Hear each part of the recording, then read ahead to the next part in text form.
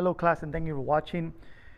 In this video, the first part of 5.1 quadratic functions, we're going to look at the quadratic function in vertex form and focus on how to graph such a the function in this form, identifies the key characteristics like the axis of symmetry, its x-intercepts, and its y-intercepts. So first let's look at what the format for this function looks like, okay? So the format for the vertex form of a quadratic is f of x equals to a times x minus h to the second power plus k. Now, the reason that this is referred to as the vertex form is because the values of h and k represent the vertex.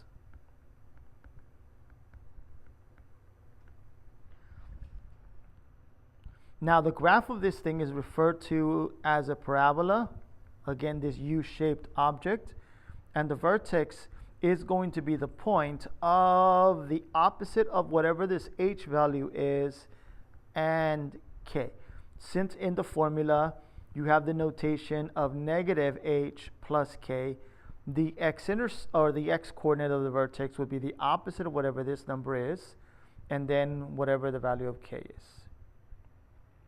Now, the symmetry of the parabola is with respect to the vertical line of x equals to this value of h.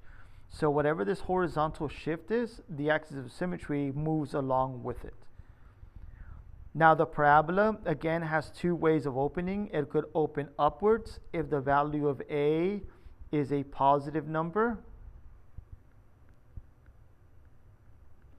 However, if the value of a is a negative number, then the parabola is going to open downwards. Now, we can also create stretches and shrinkage dilations of this parabola, and mostly vertical stretches. If the absolute value of this value of a is bigger than 1, then it's going to stretch. And if the value of a, the absolute value of a, is less than 1, then it's going to result in a vertical shrink.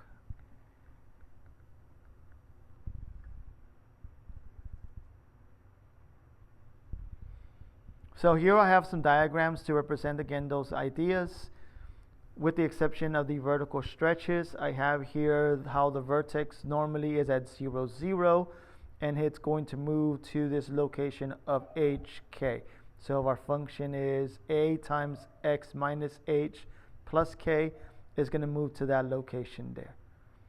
So whatever the value of a is, the width of this thing of the translation will look exactly the same. Now, if the value of a is negative, then the parabola opens downwards. We have a vertical reflection, and the shift is going to move again the same location, minus h plus k. That's going to move the vertex to the opposite coordinate of h and the coordinate of k. Not the opposite of coordinate k, just k. So if this number was x minus 3, this would move 3 units to the right, plus 4 on the outside, then it'll be moving 4 units upwards. Okay. So as you see, the vertex form of the quadratic is simply again a transformation of the original function using again our notation of vertical and horizontal shifts, along with of course our vertical dilation. So let's look at the transformation of the quadratic function and what the notation would be.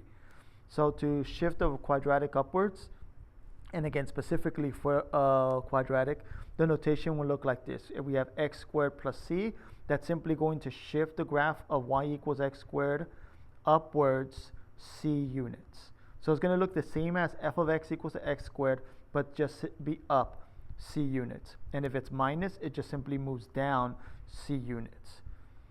Now, if I have a horizontal translation, a horizontal shift, that c is in the parentheses, so we have x plus c to the second power, and that's going to move this graph to the left by c units. And as a result, it's also going to move the axis of symmetry to the location of x equal to negative c, to the opposite of whatever this value is. And again, the same thing in the opposite direction. This is going to move the quadratic to the right by C units, moving along the axis of symmetry to that location as well. Now for the reflection, there really is no notation for a horizontal reflection, just a negative, just a vertical reflection, because if I put a negative sign inside this, so like if I had negative x to the second power, since I'm raising something to the second power, this is going to reduce itself out, and we're going to still end up with x to the second power. So we still end up with x to the second power. So a horizontal reflection does not look any different than the actual image that we have right here.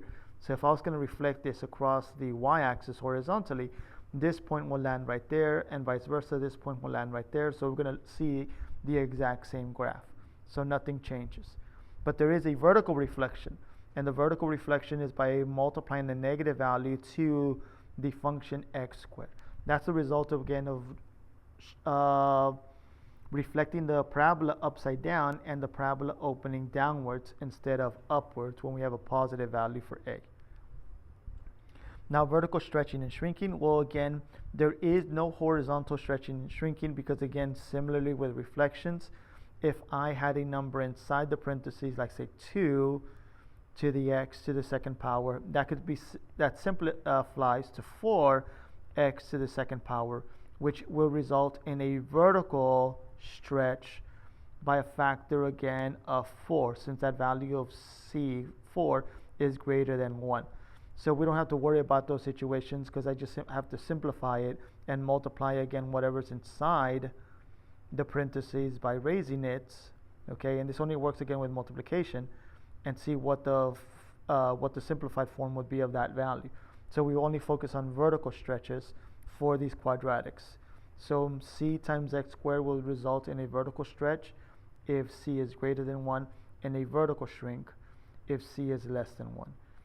Now the words I normally use for vertical stretch is to say that it's narrower. We see that the graph is skinnier, we're going to have a more narrow graph, and if it's going to shrink, then we just say it's wider. So keep those terms in mind. So narrow, wider.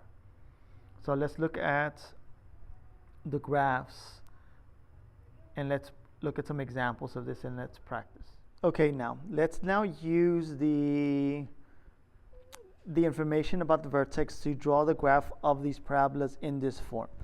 So we want to start by first identifying what the vertex of the parabola is. So like in this example here, let me write vertex.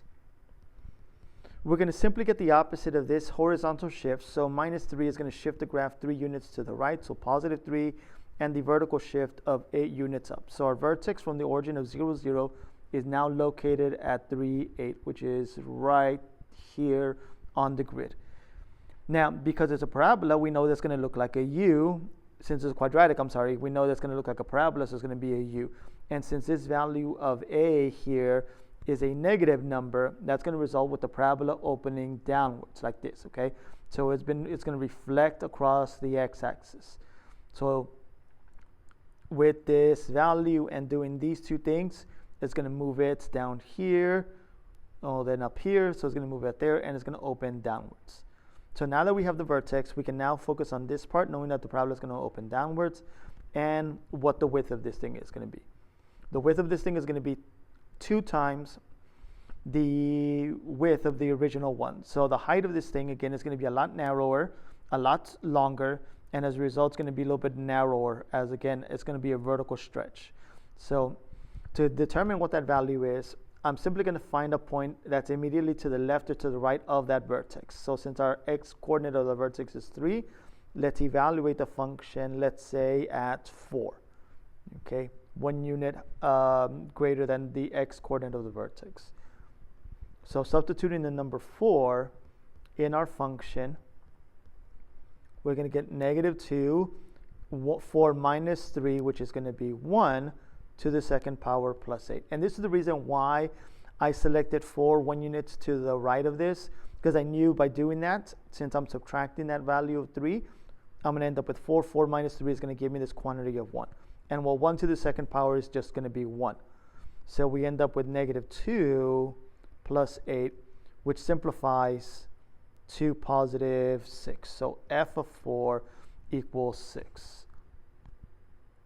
And 6 is right there. Now, because it's a parabola, again, that's going to be symmetrical through this position right there. There is this imaginary vertical line that cuts the parabola into two equal parts. So with that point right there being on the right side, that means that there will have to be a point on the left side. Drawing again our parabola, just going to draw a rough sketch of this, and the parabola will look like this. So this is what the function of f of x will look like when we plot it on the rectangular grid. Now, before we look at the next example, I want you to pay attention to this. Look how interesting this is. Recall that the value of a was -2 for this example. And notice how many units and where exactly to the left and immediately to the left and to the right of the vertex, we found 2 points. We found immediately to the left and to the right 1 unit away from the vertex, either direction, a point that is going to be 2 units below, again, the vertex. So immediately to the left of the vertex, there's a point that's 2 units below it, and the same thing on the opposite side, 2 units below that right there. So it's interesting to see that this location, that the points immediately to the left and to the right of the vertex matches, the distance matches again to this value of a, negative being below, and 2 units below again that vertex. Let's look at the next example. So I find that interesting. Let's look at the next example. So in this example, we'll start yet again by identifying where the vertex to this parabola is, which is going to be at +1, the opposite of this number. So that's going to move this graph 1 unit to the right and 4 units up. So that moves the vertex to +1, 4. So let's plot that on our grid right there. And let's identify another point. So since the x-coordinate of the vertex is 4, let's plug in the number 2, and let's evaluate our function at 2. I could also use 0. Doesn't matter as long as I use a point that's going to be 1 unit above or below this x value. I'm going to see that the difference is going to be 1. So you know what? Let's use 0. Let's have x equal to 0. That's 1 unit to the left of 1. So -1, because that's what this is right here, that's -1. I'm going to replace the x value with 0, -1 to the second power plus 4. We end up with -1 times -1 to the second power plus 4. And just like the previous example, -1, even though it's a negative, -1 to the second power is still going to be a +1. So +1 times -1 is yet -1. And -1 plus 4 equals 3. So when x is equal to 0, the y value of this thing is going to be 3. So this is what the left side of the graph is going to look like. And because there's this imaginary vertical line that cuts it into symmetrical pieces, then we know that on the right side is going to be symmetrical, so the graph will look something like that. But yet again, what I find interesting here is how far below the vertex these 2 points are. Notice that they're 1 point below, 1 unit below the the vertex, okay? Which again matches up to exactly what the value of a is. The value of a was -1, so we found that it's funny how these 2 points are literally 1 unit below, again, the vertex, immediately to the left and to the right, okay? So I find that interesting. Now let's look at the next example. So in this example right here, let's begin by identifying the vertex. So our vertex here is -5, because we're going to +5, so that's going to move it to the left, and down 6, so -6.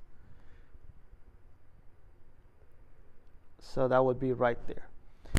Now in this example, I'm not going to pick a point that's immediately to the left or to the right of -5. Because of our scalar being 1/3, that's going to make the graph wider. So it's going to be a vertical stretch. So the graph is going to be wider than it normally is for x to the second power, okay? So what I'm going to do instead is that I'm going to pick a point that's going to be 3 units, because of the denominator, 3 units to the left or to the right of this -5. So I can use either -8 or -2. I'm going to use -2.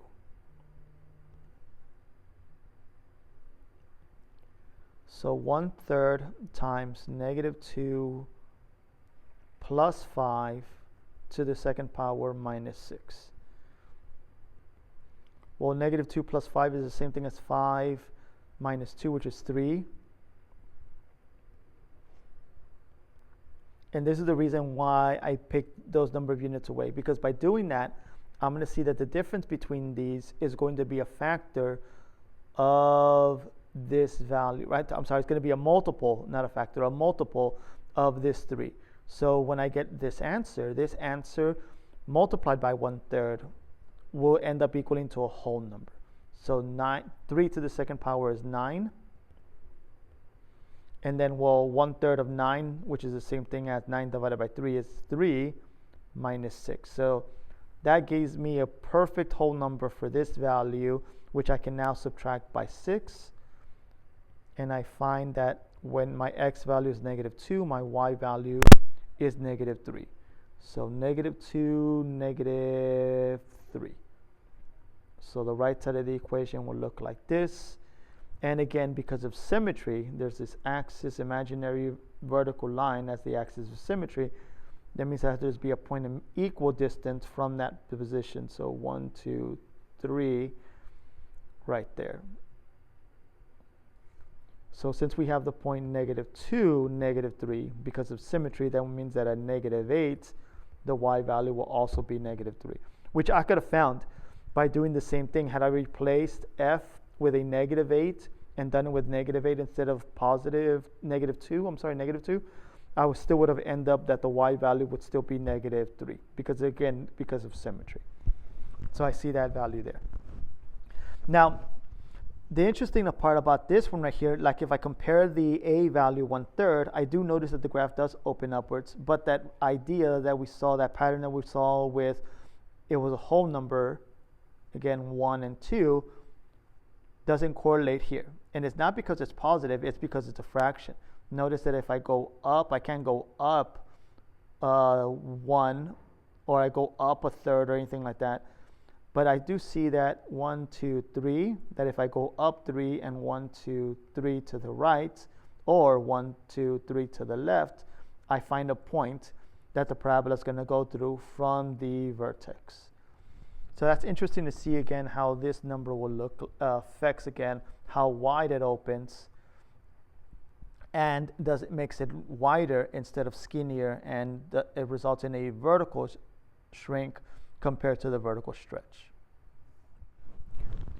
Let's now look at examples. So we're going to identify, not plot them, identify the vertex, the axis of symmetry, the x and y intercept. How do I identify these key characteristics to a quadratic function in this vertex form? Well, the vertex obviously is given from, again, the vertical and horizontal shift. So our vertex is simply going to be the point of 4, 9, okay? So that's easy to identify because the equation is in vertex form. And because we have the vertex, we can also identify the axis. The axis of symmetry cuts the parabola in half, and the vertex is exactly in the middle of that parabola. So in this situation, our axis of symmetry would be the vertical line of x equals 4. So since the vertex is at +4, 9, well, this is opening downwards instead of upwards, so let me just flip this upside down, okay?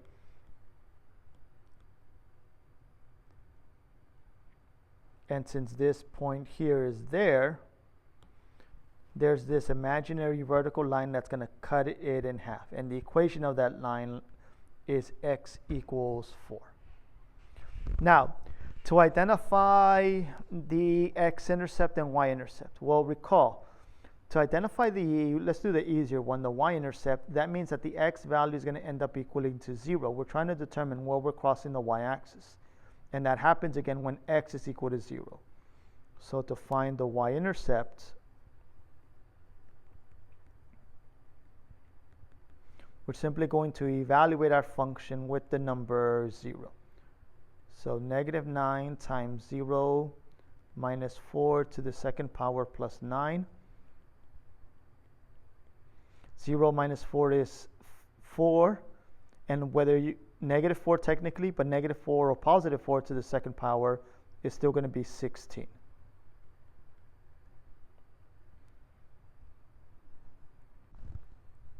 Simplifying or multiplying these two numbers, that gives us a total of negative 144, and increasing that by 9 gives us a final value of negative 135. So our y-intercept is at 0 and 135.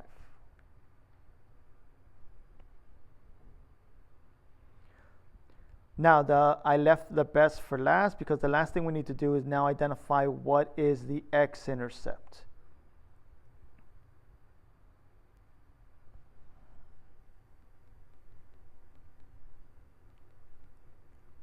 Well, to identify the x-intercept, that happens again when we're crossing the x-axis. And on the x-axis, all of your y values are equal to 0. And since this is the same thing as y, that means that this equation or this expression will have to equal to the value of 0. So we're going to solve an equation, specifically this equation, to find out the x-intercept. So to solve this equation, this requires again to use inverse operations like we practiced with our inverse functions. And we're going to start by subtracting 9 to both sides. So we have to get rid of the vertical shift first. So subtract 9 from both sides. We're going to end up with negative 9. X minus 4 to the second power equals to negative 9. The next step is now to divide and get rid of the vertical dilation. So we're going to divide by negative 9. So x minus 4 to the second power equals to positive 1. And now we take the square root. So taking the square root to both sides, we're going to get that x minus 4 equals to both positive and negative 1, since the square root of 1 is 1. Now it's very important that you do not forget again this part right there, because we're going to end up with 2, again, x-intercept. It's a parabola. So if it crosses the x-axis, it could possibly be that it crosses the x-axis at 2 locations. Sometimes the location is the same number, but we're looking at, again, what those 2 possible locations are. So let's see what these 2 values are. So here we're going to add 4 to both sides. Since we're subtracting 4, we're going to add 4 to both sides. So we're going to end up with the following. We're going to end up that x equals to positive negative 1 plus 4. So there's 2 possibilities. We have positive 1 plus 4, or the other possibility is that negative 1 plus 4. So let's figure out what those values are. So if it's 1 plus 4, then that's 5. If it's negative 1 plus 4, that's equal to 3. So our x-intercepts are going to cross the x-axis at 5, 0, and at 3, 0. So those are the 2 x-intercepts. So let's look at this example. So in this example, we want to do the same thing. We want to identify first the vertex. So with our simply using our horizontal and vertical shift, the vertex to this parabola is 3 units to the left and 243 units down. So negative 3, negative 243. Let's identify what the axis is. Well, the axis is simply going to be the vertical line of x equals negative 3. Again, this horizontal shift moves the axis of symmetry from 0, the y-axis, to this new location of x equals negative 3. Now, to identify the y-intercept, I want to start with that one first. I simply evaluate the function at 0. So I'm going to figure out what does f equal to when I plug in 0.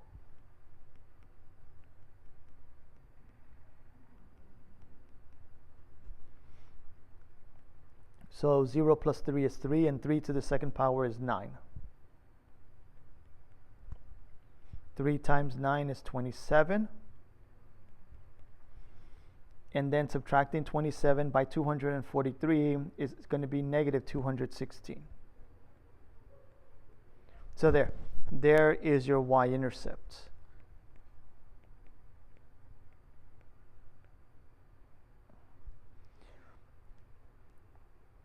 Now to identify the x-intercept, we now make the y value equal to 0. So that would mean 3 times x plus 3 to the second power minus 243 equals 0. So now we're going to look for the values of x that make the equation equal to 0. So we don't plug in 0, we find what values of x make this thing equal to 0. So to solve this equation, we'll begin by first adding the vertical shift, getting rid of the vertical shift. So we're going to add 243 to both sides. So this will be then 3 times x plus 3 to the second power equals 243. We're going to now get rid of the vertical dilation, the vertical stretch. So we're going to divide both sides by 3. So x plus 3 to the second power equals 81. We now get rid of the square by taking the square root of both sides. And x plus 3 equals to the positive and negative value of 9. And now we can get rid of the horizontal shift of 3, so we can now subtract 3 from both sides. And we find what x, the value of x. So x equals to positive and negative 9 minus 3. So again, we have two solutions. When 9 is positive, minus 3, and when 9 is negative, minus 3. So the first one is positive 6, and the second one is negative 12. So our graph is going to cross the x-axis at 6, 0, and at negative 12, 0. Okay, let's move on to the next example. So in this example here, the vertex, let's begin with the vertex. The graph is going to shift 2 units to the left and 36 units up. So that means that the vertex is at negative 2, 36. And our axis of symmetry is the vertical line x equals negative 2. Now for the y-intercept, we're going to evaluate the function at 0. So negative 1 times 0 plus 2 to the second power plus 36. Let's see what that simplifies to. So we're going to end up with negative 1 here. 0 plus 2 is obviously 2, and 2 to the second power is 4. So we end up with negative 4 plus 36, which is positive 28. So our y-intercept is at 0, 28. Now to figure out the x-intercept, we're now going to simply get our equation, our function, negative 1x plus 2 to the second power plus 36, and set it equal to 0. So we're going to add the 36 to both sides. So negative 1 x plus 2 squared equals to positive 36. We're going to subtract it, not add it. So let's fix that.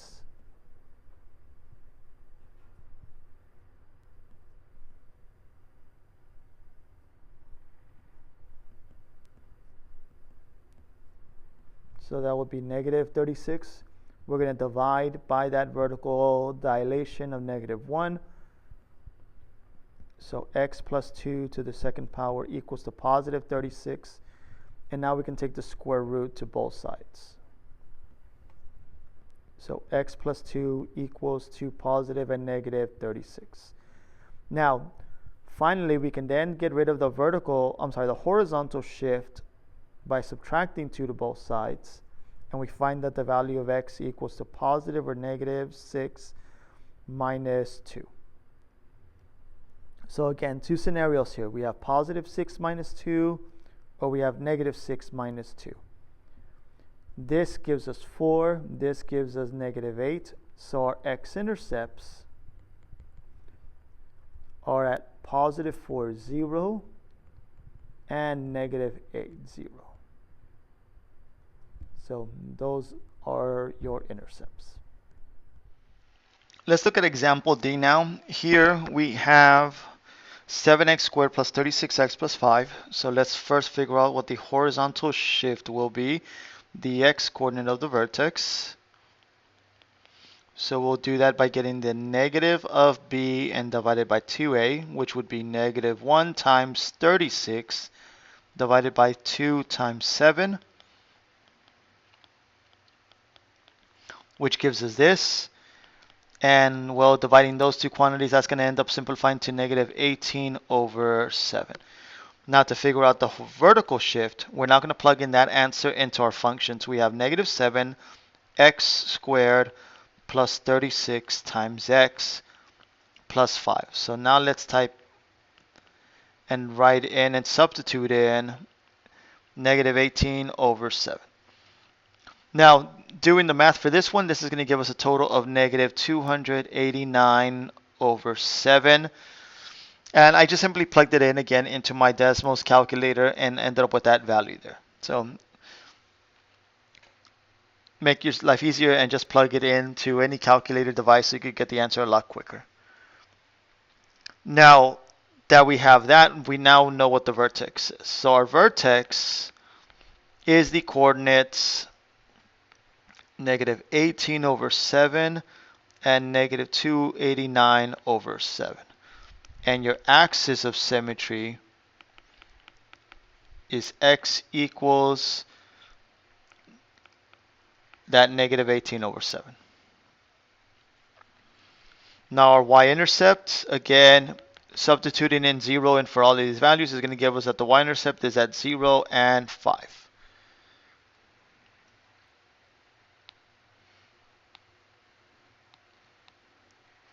So again, my vertex, my axis of symmetry, and my y-intercept. The only thing left to identify is the x-intercept. So let's let's solve the following equation. So let me just write, we're looking for our x-intercept. So we're going to get our 7x to the second power plus 36x plus 5, and we're going to set that equal to 0. And we're going to solve this equation again by factorization. So we have x, we have plus, and again for this example we're going to multiply this value here. Let me highlight, we're going to multiply 7 with 5 since our leading coefficient is not 1, and 7 times 5 is 35. So we're looking factors of 35. We have several options, well actually just two options. We have 1 times 35 and the other option is 5 times 7. 35 is not divisible by 2, nor 3, nor 4, but it is divisible by 5. 35 divided by 5 is 7, and the next 35 is not divisible by 6, and the next number after 6 obviously is 7, which is already on the list. So we only have these two sets to choose from. Now, since they're both positive, since we already predetermined that the signs have to be positive, they have to add up to give you 36, and the only one that does that is 1 and 35. So we're going to put a 35 here, our 1 there, and we're going to now again undo this division. So we're going to divide both of these by 7. So we end up with x plus 5, x plus 1 over 7 equals to 0, which means that either x plus 5 equals 0 or x plus the fraction 1 over 7 is equal to 0. And the type of x value that we need for this first gives us a solution that x would have to be negative 5, and the x value of the second equation is negative 1 over 7. So here are our x-intercepts.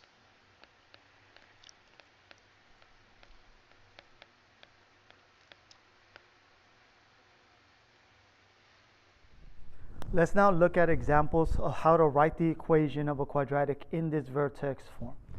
So let's recall what the formula is. We have f of x equal to some scalar a, x minus a horizontal shift squared plus a vertical shift, k. So we want to begin by first identifying, well, let me back up. We need to identify three things. We need to identify what the value of a is, what the value of h is, and what the value of k is. So what we're going to start doing is by first identify what h and k is, because that's simply going to be the vertex. So if I look at the graph, I see that the vertex go back. Here it is. The vertex is this point right there, where the coordinate is 4, negative 7. So substituting in those values for h and k, we get that the function would be a times x minus 4 plus negative 7 is the same thing as minus 7, so minus 7. So look, we're 2/3 the way in. The only thing that's left to find is figure out what the value of a is. So what we're going to do now to figure out what the value of a is to determine again how wide, or if it's wider or narrower than the original function of x squared, is to now simply pick any nice point that we can find where we can identify the x and y coordinate for that point. So for this example right here, we have several options to choose from. I can use this one here and the one on the opposite side of it. I can use this one, this green one here, and of course what on the opposite side of that. And I can also, I think that's it. There doesn't look like there's another good point again to use, but I have those options, either one of those 5 options to choose from. In this example, I'm going to choose this one right here because that one has an x value of 0 and a y value of 1. So what I'm going to do is I'm going to replace the x coordinate with 0 and the variable y, the y variable, the y coordinate with the number 1, and I'm going to solve the equation for a. So I have a, my x is going to be replaced with 0 minus 7, and since again remember, anytime I'm replacing y, which is this right here, I'm going to set the equation equal to that value. So I'm going to have this entire thing equal to the value of 1, and I'm replacing the x with 0. So I'm going to solve this equation. First thing I'm going to do is simplify this term here. Before I start using inverse operations, I need to figure out what this value is right here. Well, 0 minus 4 is negative 4, and raise that to the second power. That's the same thing as positive 4 to the second power, which is 16. So I have 16 times the value of a. So 16a. Now I can start solving this equation using inverse operations. So I'm going to add 7 to both sides. So 16a equals 8. I divide both sides by 16, and I find my value of 8 simplifies to 1 over 2, or 18 over 16. So there, now I've figured out all 3 values. My a value is 1/2. My h value is 4. My k value is negative 7. So the equation to this function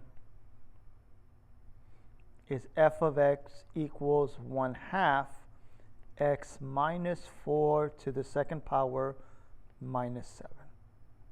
So there is the vertex form to this parabola.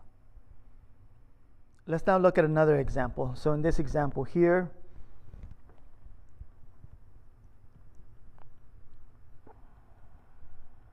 again, here's the format and the 3 variables I want to find.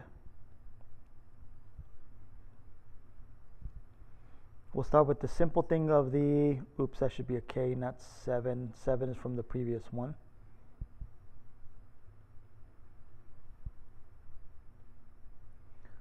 So let's figure out again. Well, the vertex is located right there at 2, 9.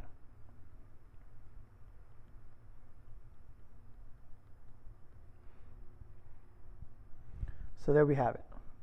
Now, finding another point, I'm going to use this point right here where the x value is 1 and the y value is 6. So x is equal to 1, y is 6. I'm going to substitute in those numbers into the appropriate places. So I have a, my x is 1, so 1 minus 2 to the second power plus 9, and that has to equal to the y value of 6. So before moving on, I'm going to simplify this this part here. I'm going to simplify this part right there, which will be 1 minus 2 is negative 1, and negative 1 to the second power is 1. So 1a plus 9 equals 6. And because it's 1, well, that's just the same thing as just a, so I could ignore that. Now to solve this equation, we're going to subtract 3 from both sides of the equation, and 6 minus 3, that's equal, 6 minus 9 equals negative 3. And there is my a value. I knew from the very beginning that h was 2, so x minus 2 to the second power, and the k value was 9, so plus 9. So there is the equation to this graph right there. Let's now look at example C. So we have again the function in the following format in our vertex form. And yet again, we need to identify the following three things: the a value, the horizontal shift, and the vertical shift. So let's identify the vertex, and that can identify the horizontal and vertical shift. So our vertex is located here where the x value is -5 and the y value is 4. So that means that our h value is going to be -5 and our k value is going to be 4. So the equation will look like this right now. We will have this value of a, x minus a -5, so x plus 5 squared, plus our k value of 4. So this is what the equation of f of x will look like. Now, since we need the value of a, that's the only thing that's pending here, what we're going to do is pick another point that's on the graph. So I'm going to use this point this time. I'm going to use this point right here, which has an x value of -2 and a y value of +1. So let's plug that into the corresponding x and y value.